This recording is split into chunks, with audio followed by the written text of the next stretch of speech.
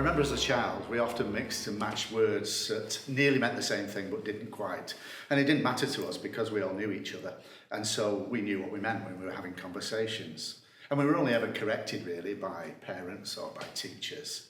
So as we grew up, we began to understand the real meaning of words and perhaps began to use them a little bit more accurately, a little bit better. But there are some words that I still mix and match. And there's a couple of words, especially at Christmas time, the word cost and worth. I'm always looking to see what something costs and to see whether it's really worth it. And I remember I've been stung one or two times in my life when I bought something and then I found that what I paid for it probably wasn't what it was worth. I think we've all done that. Which makes me realise that the truth of cost and worth doesn't lie with me, but the truth of cost and worth lies with the God who created me. Only He knows the true cost of something and the true worth, the value of something else. So take, for instance, Christmas. We're told by Isaiah that unto us a child is born, unto us a son is given. Only God knows the cost and the worth of that gift to us. And as we peer back into the midst of time, we see this gift come to fruition in the story of a mother and a father being sent to a place to be counted, and arriving in that place and finding that there was nowhere really for them to be accommodated.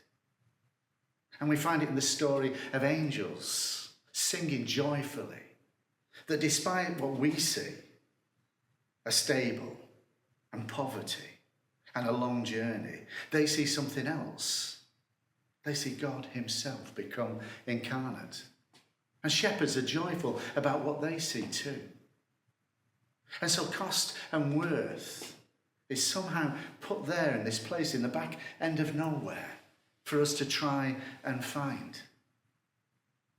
And so when I see the story of Christmas, I see something of unimaginable cost to the God who loves us. I see something of unimaginable worth given to us by this same God. And that makes sense of Christmas itself. So this time of the year we rejoice because unto us a child is born, unto us a son is given. This is a gift without cost, except to the one who gives it, and who alone knows what that means. And further, this child whose worth we cannot even begin to quantify is offered to the whole world. It's a gift unlike any other. It's placed quietly, fragile and vulnerable into our midst. Luke says, while they were there, the time came for her to give birth, and she gave birth to her firstborn son, and she wrapped him in swaddling clothes and laid him in a manger, because there was no place for them in the inn. So Christmas is a slow reveal. It takes work, effort, intelligence to see what God sees. In it, He teaches cost and worth. The lesson starts way back in human history, with prophets peering through the mists of time, talking of a child and an unbroken promise, of majesty, of governance and peace. Angels tell us of an obedient woman and a husband, of shepherds and wise men. They tell of a star and a long journey. And they all say that we can glimpse the beginning of the fulfillment of a promise through a stable door in the back end of nowhere. And if we choose to do so, because it is a choice, the whole story of Jesus unfurls before us. And in it, at last, we can begin to grasp the true meaning of the words cost and worth. So unlike the gifts that we so often give, this gift will not decay and its figure will not dim.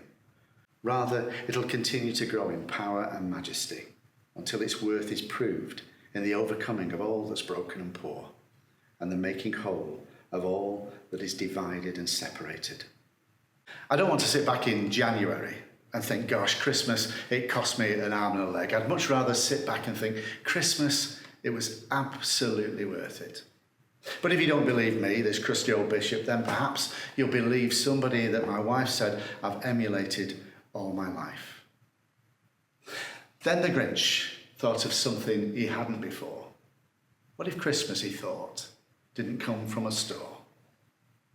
What if Christmas, perhaps, means a little bit more? Now, Dolly Clowen, happy Christmas and God bless to you all. Amen.